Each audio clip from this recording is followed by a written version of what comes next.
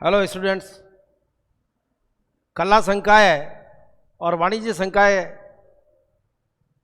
जैसे महत्वपूर्ण विभागों में अर्थशास्त्र विषय पढ़ने वाले विद्यार्थियों के लिए, ईएफएम पढ़ने वाले विद्यार्थियों के लिए, जैसा कि इससे पहले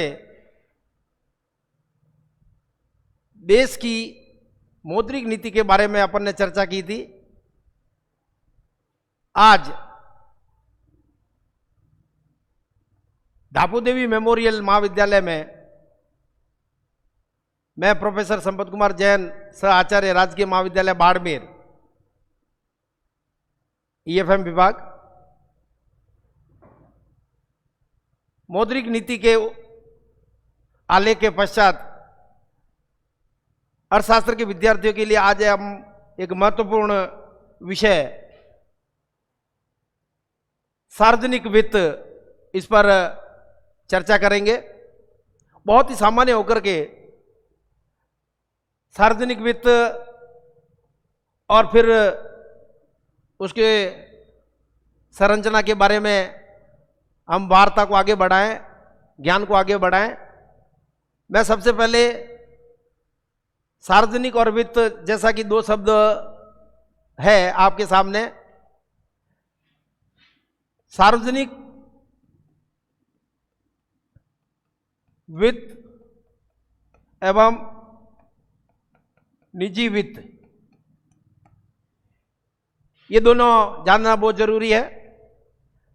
शब्द से ही अपने आप में स्पष्ट हो जाता है कि सार्वजनिक वित्त का तात्पर्य होता है सरकार का वित्त, पब्लिक वित्त, जैसे पब्लिक फाइनेंस भी कहते हैं, जनता का वित्त, राज्य का वित्त, संगठन का वित्त, जो सार्वजनिक रूप से होता है। निजी वित्त जो व्यक्तिगत वित्त के रूप में या ये कह दीजिए घरेलू वित्त के रूप में भी पहचाना जा सकता है।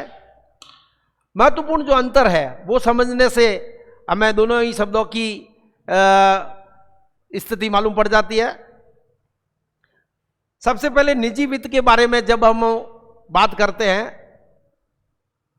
पारिवारिक वित्त के बारे में बात करते हैं, घरेलू वित्त के बारे में बात करते हैं, तो एक सामान्य बात रहती है कि जो परिवार का प्रमुख या कर्ता होता है वो सबसे पहले अपनी आय को देखता है, अपने कमाई को देखता है, अपनी वेतन भत्ते को, मजदूरी को या व्यापार में लाभ वगैरह की स्थिति के आधार पर अपनी आय को देखता है और वो अपनी आय को ध्यान में रख करके अपने परिवार के खर्चे वगैरह तय करता है, उनके लिए एक योजना बनाता है। तो वो एक प्रकार का निजी बजट भी कहलाता है।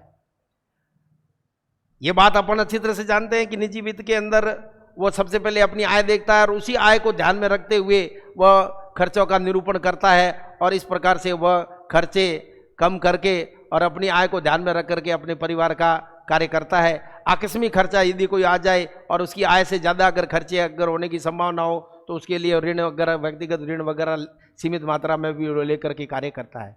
परंतु सार्वजनिक वित्त की व्यवस्था इस निजी वित्त से बिल्कुल उल्टे है। ये सरकार का एक प्रकार का वित्त है, ये पब्लिक का एक प्रकार का वित्त है। इस सार्वजनिक वित्त के अंदर सरकार की वित्त प्रणाली के बारे में हम अध्ययन करते हैं। इसको अपन एक प्रकार से बजट संरचना से समझ सकते हैं। बजट संरचना जैसा कि आपके सामने है, यह बजट संरचना अगर हमें जाननी है तो हम भारत की संघीय वित्त व्यवस्था के अंदर या ये कह दीजिए सार्वजनिक वित्त व्यवस्था के अंदर केंद्र और राज्यों के अंदर अलग अलग सरकारें होती है और भी सरकारी संगठन होते हैं, वो सब अपना बजट बनाते हैं।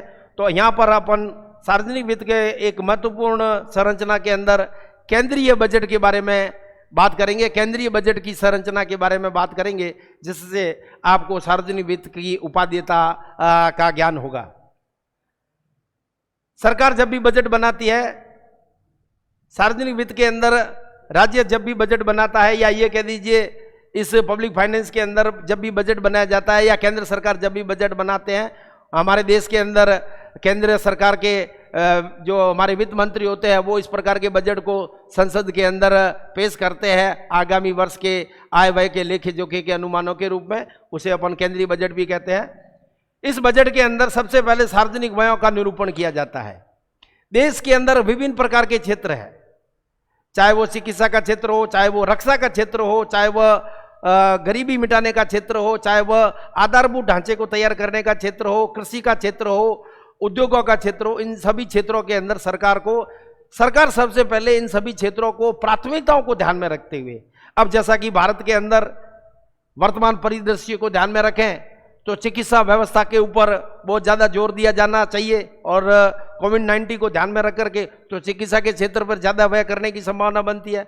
ऐसे ही हमारे आसपास के देश की सीमाओं के ऊपर रक्षा प्रणाली वगैरह के हिसाब से रक्षा के क्षेत्र में भी ज़्यादा व्यय करना, तो इन प्राथमिकता के आधार पर इन क्षेत्रों के ऊपर सबसे पहले व्ययों का निरूपण किया जाता है कि हम इस प्रकार से इनके ऊपर व्यय करेंगे। वित्त मंत्री इस प्रकार के आलेख के आधार पर, बजट के आधार पर इन विभिन्न क्षेत्रों के ऊपर रक्षा के अनुसंधान या हथियारों पर या रक्षा की सामग्री पर इतने खर्च होंगे, शिक्षा पर इतना खर्च होगा, परिवार कल्याण पर इतना खर्च होगा, इस प्रकार से खर्चों का निरूपण किया जाता है। एक मोटे उदाहरण के रूप में अपन अगर ये माने कि सार्वजनिक व्यय के अंदर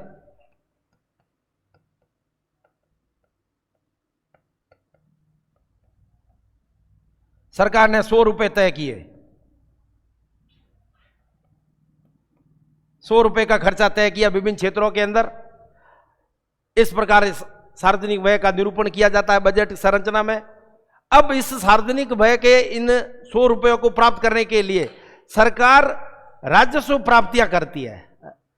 अब राजस्व प्राप्तियों का तात्पर्य दूसरे रूप में अपन कहते हैं सार्वजनिक आय। सरकार ये पैसा लाएगी कहां से? 100 रुपए खर्च करने के लिए पैसा कहां से लाएगी? तो ऐसी स्थिति में वह विभिन्न प्रकार की राजस्व प्राप्तियों के लिए मुख्य रूप से 3 प्रकार के कार्य करती है। एक तो है करारोपण, टैक्स, और वो टैक्स जो होते हैं, वो कर जो होते हैं, वो प्रथम दृष्टया के अंदर, प्रथम स्थिति के अंदर प्रत्यक्ष और अप्रत्यक्ष करों के रूप में निरूपित करती है। जैसे आपने इनकम टैक्स का नाम सुना होगा, ये हमारा प्रत्यक्ष कर है। वो चाहे वो कॉर्पोरेट टैक्स के रूप में हो, चाहे वो इंडिविजुअल व्यक्तिगत इनकम टैक्स के रूप में हो, इस प्रकार सरकार विभिन्न प्रकार के उत्पाद कर, अन्य प्रकार के सीमा शुल्क कर और आय कर, अन्य विभिन्न प्रकार के कॉर्पोरेट टैक्स वगैरह ये लगाती है और पूरे देश के अंदर समन्वित रूप से इस प्रकार के करारोपणों की अलग अलग दरें निर्धारित करके कर राजस्व के रूप में ये प्राप्तियां प्राप्त करती है। इसे करारोपण की प्राप्तियां बोलते हैं।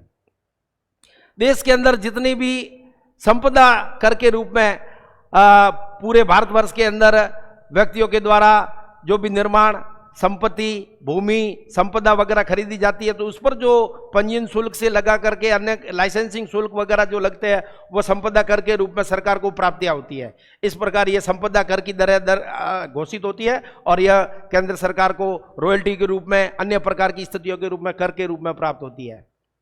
और अभी वर्तमान के अंदर आप जैसा देखते हैं, जीएसटी एक नाम सुना है अपन सबने, वस्तु और सेवा कर के रूप में भी सरकार को एक बहुत बड़ा भाग प्राप्त होता है। जीएसटी की अलग अलग उत्पाद, अलग अलग वस्तुओं के ऊपर अलग अलग कर की दरें है। इसी प्रकार से सर्विस टैक्स के रूप में भी सरकार को बहुत बड़ा रेवेन्यू और राजस्व प्राप्त होता है। तो ये जीएसटी और सर्विस टैक्स के रूप में कर राजस्व प्राप्तियां होती है। तो मेरा कहने का तात्पर्य यह था कि अपन राजस्व व्यय के पश्चात ये तय करते हैं कि कुल सरकार को प्राप्तियां कहां से होगी। ये 100 रुपए अगर सरकार को खर्च करना है तो ये 100 रुपए की प्राप्ति कहां से करेगी? तो इस प्रकार करारोपण, संपदा कर और वस्तु कर से यह प्राप्ति करती है। अच्छी सरकार कौन सी है? अच्छा परिवार का कर्ता तो वही होता है जो अपनी आय को ध्यान में रख करके व्यय करे ताकि घर का खर्चा चल सके, उधार लेना ना पड़े। परंतु सरकारों के मामलों में, सार्वजनिक वित्त के मामलों में उल्टा है। अच्छी सरकार वह होती है जो ज्यादा खर्च करे और पब्लिक के ऊपर कम से कम कर लगाए। अच्छी सरकार वह होती है। इस सिद्धांत को ध्यान में रख करके सरकार जो कर लगाती है, करों के रूप में निर्धारण करती है, तो उस की दरें बहुत कम होती है। जैसे 100 रुपए के राजस्व व्यय है तो सरकार जो कर लगाएगी वो लगभग 70 रुपए के आसपास की दरों के हिसाब से 70 रुपए वो ये चाहेगी कि मेरे को करों से प्राप्त हो जाए। इस प्रकार हमेशा राजस्व व्यय की तुलना में राजस्व प्राप्तियां कम होती है। अब आप मानते हैं कि जब 100 रुपए राजस्व व्यय है और 70 रुपए राजस्व प्राप्तियां हैं तो 30 रुपए का एक प्रकार का घाटा हो जाता है। सरकार को आने वाले समय के लिए 30 रुपए कम पड़ जाते हैं। इसे हम सार्वजनिक वित्त की भाषा में इसको सार्वजनिक वित्त की भाषा में हम राजकोषीय घाटा कहते हैं, फिजिकल डेफिसिट कहते हैं। राजकोषीय घाटे का अब आप अर्थ समझ गए कि सरकार को जो सार्वजनिक व्यय कर रहे होते हैं उनमें से जो राजस्व प्राप्तियों के रूप में, चाहे वो करारोपण हो, संपदा कर और वस्तु कर से जो प्राप्तियां होती है, उसके पश्चात भी जो कमी रह जाती है, घाटा रह जाता है। जैसे मैंने एक उदाहरण दिया, 100 रुपये खर्च करना चाहती है और 70 रुपये इन राजस्व प्राप्तियों से लेना चाहती है, तो 30 रुपये का जो घाटा है वो राजकोषीय घाटा कहलाता है। अब चूंकि सरकार को 100 रुपये खर्च करने हैं परंतु यहां पर 30 रुपये राजकोषीय घाटा है, तो इसकी प्रबंध की व्यवस्था सरकार को करनी पड़ती है। तो सरकार क्या करती है? घरेलू बचत। घरेलू बचत के अंदर लोगों की छोटी छोटी बचतें या विभिन्न प्रकार के सरकार बॉन्ड निकालती है, सरकार जमा करती है बैंकों के अंदर लोगों का पैसा वगैरह। अभी आपको अगर ध्यान हो तो स्वर्ण बांड योजना सरकार की चल रही है। उस स्वर्ण बांड योजना के अंदर लोग जो पैसा लगाते हैं वो भी सरकार को घरेलू बचत के रूप में प्राप्त होते हैं। और इस प्रकार से ये पैसा आता है। एक विदेशों से भी कुछ रकम प्राप्त की जा सकती है ऋण के रूप में या आय के रूप में, वो भी सरकार अपने इस राजकोषीय घाटे को पूरा करने के लिए करती है। अपने उदाहरण के अंदर जैसा कि संपदा कर और वस्तु कर और करारोपण के रूप में 70 रुपये थे, 30 रुपये राजकोषीय घाटा था, तो इस 30 रुपये राजकोषीय घाटा के अंदर 10 रुपये तो हमें घरेलू ऋण प्राप्त हो गया, घरेलू बचत प्राप्त हो गई, और 10 रुपये विदेशों से प्राप्त हो गए, 20 रुपये तो हमें मिल गए, हमने व्यवस्था कर दी। फिर भी हमारा जो बजट का घाटा है, फिर भी हमारा जो घाटा है वो 10 रुपये रह जाता है। इसको कहते हैं बजट घाटा। अब आप राजकोषीय घाटे में और बजट घाटे में अंतर महसूस कर रहे हैं। राजकोषीय घाटा तो आता है राजस्व व्यय और राजस्व प्राप्तियों के अंतर के कारण, और बजट घाटा जो आता है कि जो हमारा राजकोषीय घाटा है उसमें हमने घरेलू और विदेशी आय जो प्राप्त की है उसके पश्चात जो घाटा रहा है वो बजट घाटा कहलाता है। अब ये बजट घाटे के लिए सरकार क्या करे? क्योंकि सरकार को 100 रुपये खर्च करने, 10 रुपये का अभी तक प्रबंध हो नहीं पा रहा है जो कि बजट घाटे के रूप में है। तो ऐसी स्थिति में चूंकि सरकार का जो हमारा देश का केंद्रीय बैंक है, रिजर्व बैंक जो होता है वो देश का केंद्रीय बैंक होता है।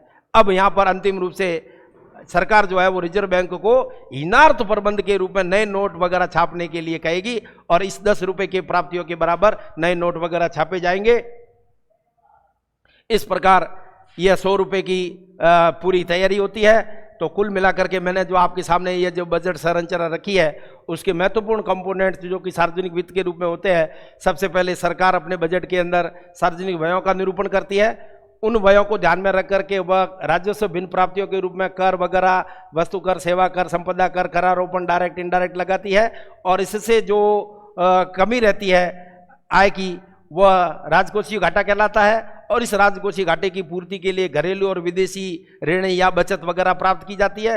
फिर भी यदि कोई घाटा रहता है तो उसे अपन बजट घाटा कहते हैं, और यह बजट घाटा जो है वो रिजर्व बैंक के द्वारा हीनार्थ प्रबंध की व्यवस्था के द्वारा किया जाता है। इस प्रकार सरकार जो होती है वो आगे आने वाले समय के लिए 1 वर्ष का अपना जो बजट पेश करती है उसे सार्वजनिक वित्त कहते हैं। मैं महत्वपूर्ण रूप से दापू देवी मेमोरियल महाविद्यालय के आभारी रहूँगा कि उन्होंने आज महत्वपूर्ण इस कला संकाय के और वाणिज्य संकाय के विद्यार्थियों के लिए यह जो सार्वजनिक वित्त के संबंध में थी इसके लिए अपनी सुविधाएं उपलब्ध कराई। और यह जो आज का विषय है ये हमारे इन विद्यार्थियों के विशेष रूप से अर्थशास्त्र और ईएमएम के विद्यार्थियों के लिए उपयोगी होगा। अगली सीरीज में हम हमारे देश की जो नई आर्थिक नीति है उसके ऊपर चर्चा करेंगे समय रहते।